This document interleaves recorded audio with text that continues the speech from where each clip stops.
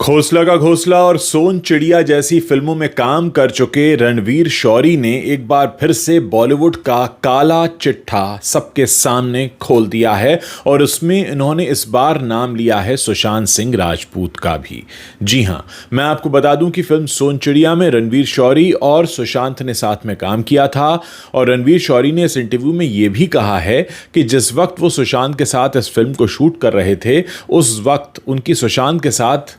Physics पर बातें हुआ करती थी, क्योंकि उनका भी फिजिक्स में इंटरेस्ट रहा और आप सब जानते हैं कि सुशांत का भी फिजिक्स में इंटरेस्ट था। लेकिन ये बात फिजिक्स के बारे में नहीं है, ये बात है बॉलीवुड के बारे में। रणवीर शौरी ने साफ तौर पर कहा है कि बॉलीवुड में जो काम करने का कल्चर है उसको लेकर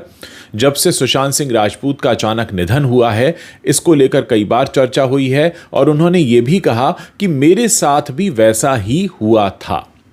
रणवीर शौरी इस इंटरव्यू में बताते हैं कि एक वक्त था जब वो पूजा भट्ट को डेट कर रहे थे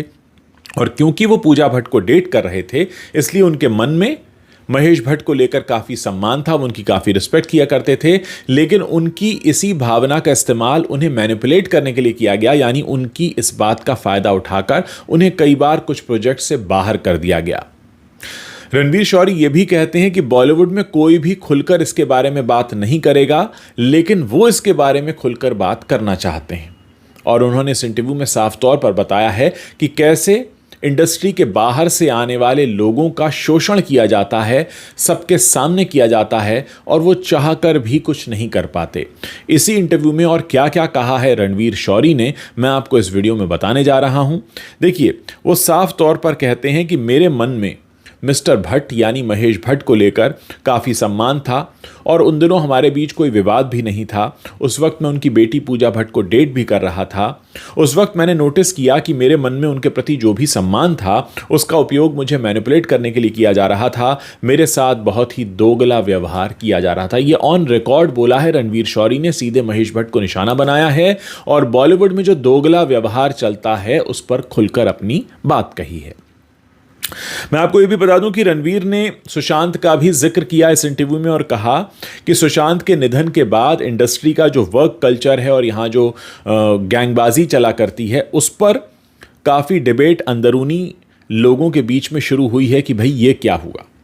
रणवीर ये भी कहते हैं कि जब कुछ सालों बाद सुशांत के साथ भी मैंने वैसा ही होते हुए देखा जैसा कि कुछ सालों पहले मेरे साथ हो रहा था, तो उसको लेकर भी मेरे मन में कई तरह के सवाल उठे और मैं रिकॉर्ड पर कह सकता हूं कि मुझे बोलने में कोई दिक्कत नहीं है, कोई परेशानी नहीं है कि यहां लोग एक इंसान के खिलाफ गैंगबाजी करते हैं, उसे कॉर्नर कर देते हैं, दूसरों का करियर खराब करके अपना करियर बनाते हैं। यहाँ सब कुछ होता है, ये रणवीर शौरी कह रहे हैं। जो जब भी कोई बॉलीवुड में खड़े होकर इस बात को कहता है तो सबसे पहले उसके पीठ पर शाबाशी देने का मन इसलिए होता है क्योंकि ऐसे लोग अक्सर अपने करियर को दांव पर लगाकर आपके सामने सच ला रहे होते हैं और कहीं ना कहीं एक बहुत बड़ा काम इसलिए भी कर रहे होते हैं क्योंकि बहुत से छोटे शहरों में बैठे बहुत से लड़के लड़कियां ये सोचते हैं कि हम एक बार मुंबई पहुंच जाएं, हम अपना करियर बना सकते हैं अपने टैलेंट के बल पर। लेकिन ऐसा हो नहीं पाता क्योंकि बहुत सारे लोग यहाँ पर बैठे हैं जो चाहते ही नहीं हैं कि आप यहाँ आएँ, क्योंकि ये जो इजी मनी है, ये जो शोहरत है, ये जो दौलत है, वो नहीं चाहते आपके हिस्से आए और आपको फिर कॉर्नर किया जाता है। और इसीलिए इंडस्ट्री में नेपोटिज्म बहुत तेज़ी से सिर चढ़कर बोल रहा है और मैं दावे के साथ कह सकता हूं कि सुशांत के जाने के बाद भी नेपोटिज्म वाला जो प्रैक्टिस है वो कम नहीं हुआ है, वो ख़त्म नहीं हुआ है। और रणवीर शौरी जैसे लोग जब सामने आकर इस बात को कहते हैं तो ये बात और भी पुख्ता हो जाती है कि बॉलीवुड में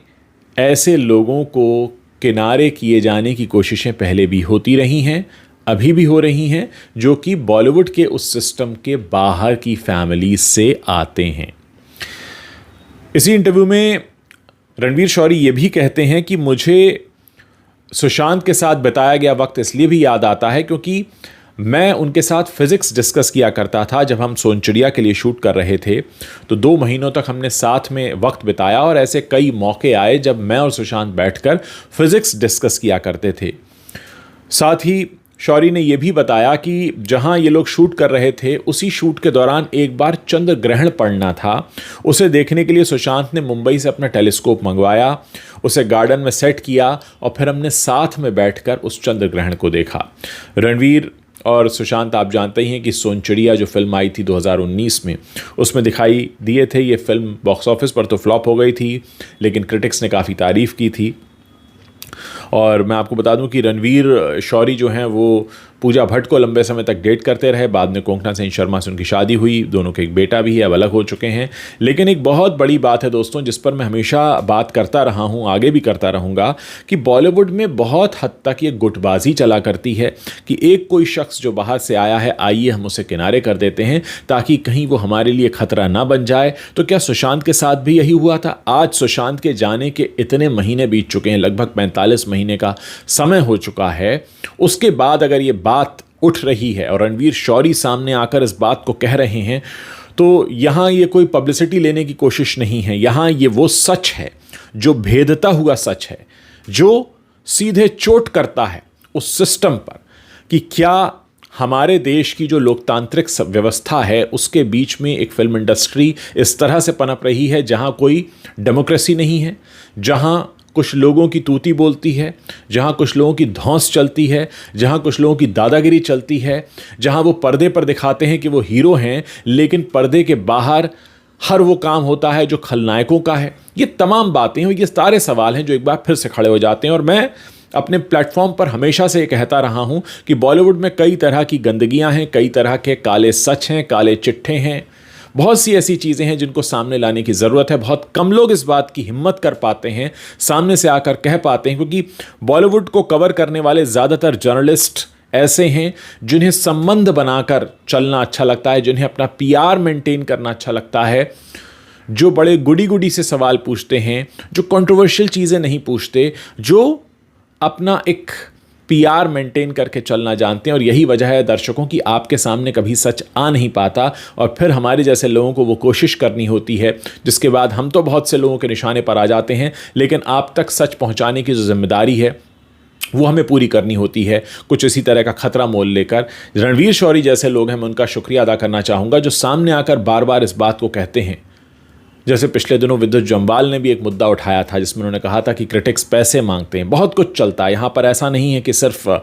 जो एक्टर्स हैं, डायरेक्टर्स हैं, प्रोड्यूसर्स हैं वो भ्रष्ट हैं, यहाँ कुछ जर्नलिस्ट भी भ्रष्ट हैं। और कई बार क्योंकि आप उस सर्कल के बाहर के हैं तो आपको ऐसा दिखाया, जताया, बताया जाता है मानो आप कोई अपराध कर रहे हों इस इंडस्ट्री में कदम रखकर। यानी आपको ये एहसास करा दिया जाता है कि आप यहाँ के नहीं। आप सोचिए, आपके ही अपने देश में एक खास हिस्सा, एक खास वर्ग आपको यह एहसास करा दे कि आप यहाँ के नहीं हैं, तो आपके दिल पर क्या गुजरेगी। वैसा ही कुछ होता है बॉलीवुड में। और रणवीर शौरी का जो इंटरव्यू है ये इस बात को और पुख्ता करता और मजबूती से सबके सामने रखता है कि ऐसा अब भी चल रहा है, और बहुत सारे ऐसे लोग हैं जो इसके बारे में सामने आकर बोलना चाहते हैं। एक बात तो होती है कास्टिंग काउच की, वो गंदगी अपनी जगह है, लेकिन ये गंदगी उससे भी बड़ी है जहां आप अपने ही देश में रहने वाले किसी एक शहर से आए व्यक्ति को ये कहकर बाहर कर देते हैं कि आप इस ग्रुप का हिस्सा नहीं हैं, और ऐसा आप बार बार करते हैं, उसके मनोबल को तोड़ते हैं, बहुत से लोगों के सपनों को तोड़ते हैं, और फिर कहते हैं कि हीरो हम हैं।